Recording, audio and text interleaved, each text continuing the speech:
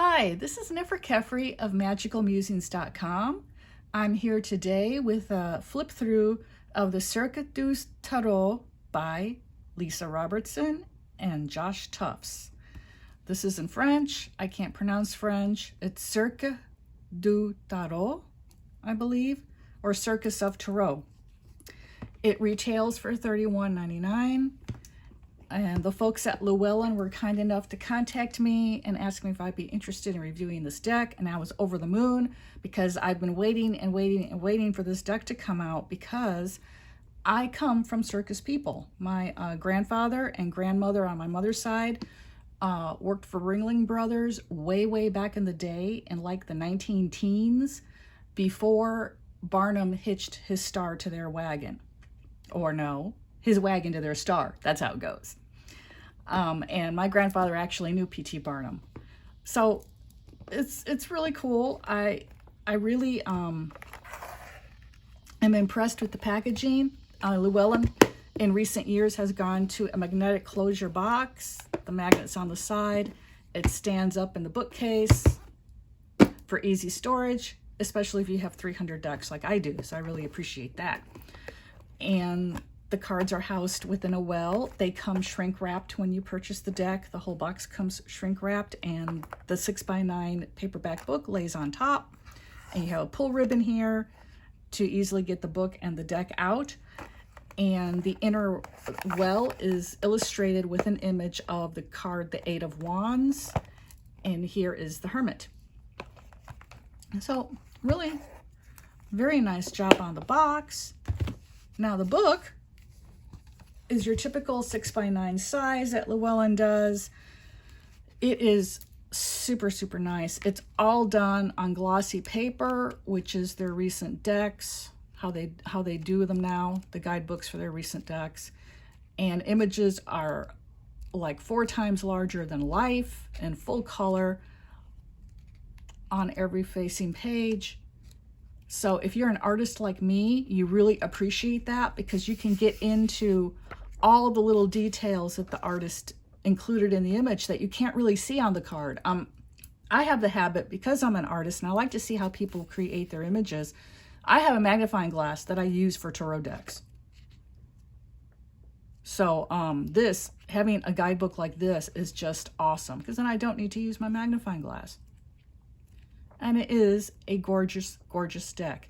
It does, the description of the cards are kind of a, what would I call it?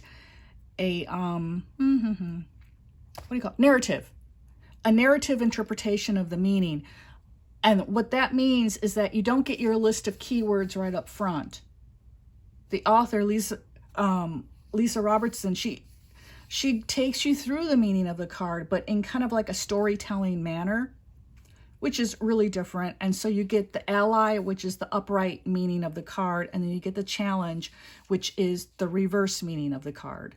If you read card reversals, there's a whole body of thought on that. Personally, since I'm an artist, I don't read card reversals just because art is not meant to be looked at upside down. That's my reasoning for it. Plus, there are 78 cards in the deck. There are enough shadow cards to where you will get a balanced reading. You don't need a reversal meaning for every card. That's just my opinion. And of course, I know many watching this will have different opinions, and that's perfectly fine. That's what makes the world interesting. Oh, here we go. The flip through. You have here the Fool. Now pay attention to this little guy and his dog. The reason you pay attention is because he's going to show up again and again throughout the deck, which I thought was a really great touch because the majors are all about the Fool's journey through life and the lessons he has to master. And the Fool is us. It's each one of us as we go through our lives and we explore our own spiritual paths. And so the Fool crops up again and again. The Ringmaster is another character that pops up repeatedly. And, you know, in the circus, this is the not really the star of the show. He's more like the narrator of the show. But also for many circuses back in the day, due to budget, usually the Ringmaster was the person who directed the whole show. You know, like if you saw the movie about P.T. Barnum starring Hugh Jackman, that's how it was. The ringmaster, P.T. Barnum, was also the one who organized the sets, created the acts, signed the acts, all that jazz. So the ringmaster, here's the magician, is the power and the brains behind everything that has to do with the circus. So this is why this character will show up from time to time on other cards. Then you have the high priestess, and she's a trapeze artist like my grandmother was. And you have the empress here. There's the fool, and he's chasing down one of her rabbits. Then you have the emperor, and there's the fool again.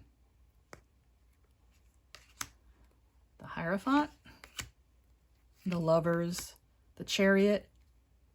Who's that? You have the strength card, the hermit, the wheel of fortune, and all the majors are depicting different scenes as the circus plays itself out. There's the fool again, and there's his dog. And if you notice too on the cards, his dog is kind of a shapeshifter, which is interesting because the fool himself has got some trickster energy to him. Then you got the Hanged Man, Death, Temperance, the Devil, the Tower, the Star, the Moon. There he is again with his dog. The Sun,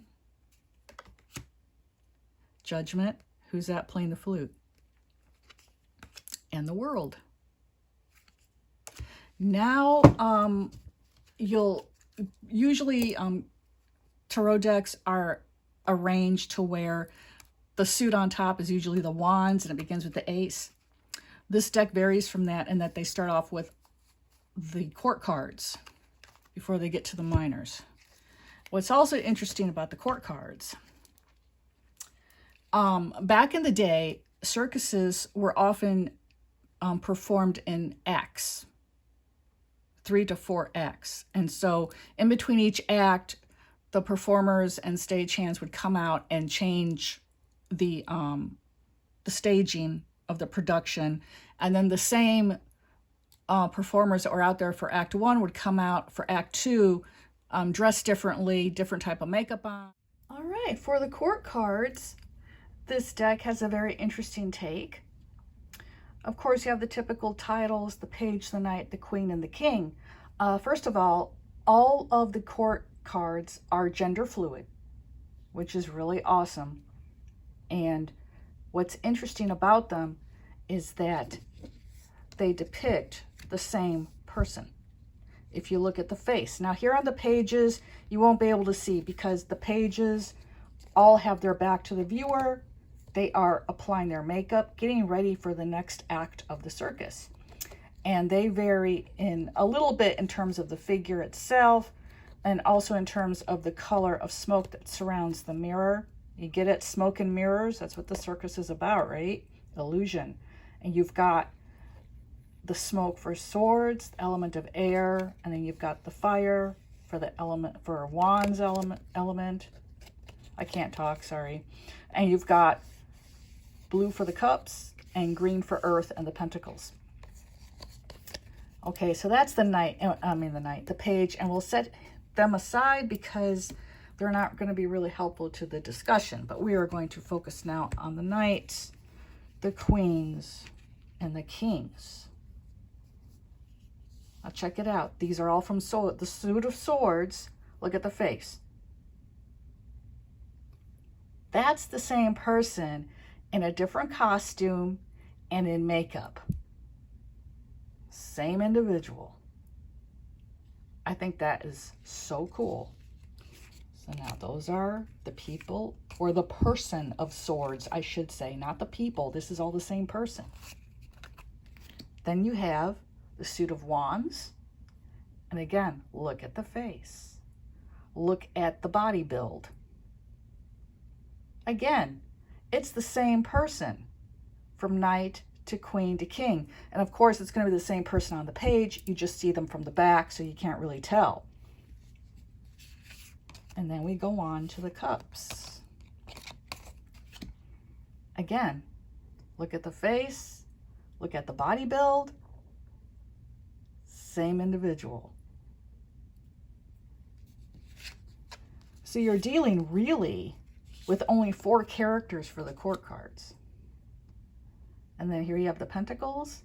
And again, it's the same face, same individual.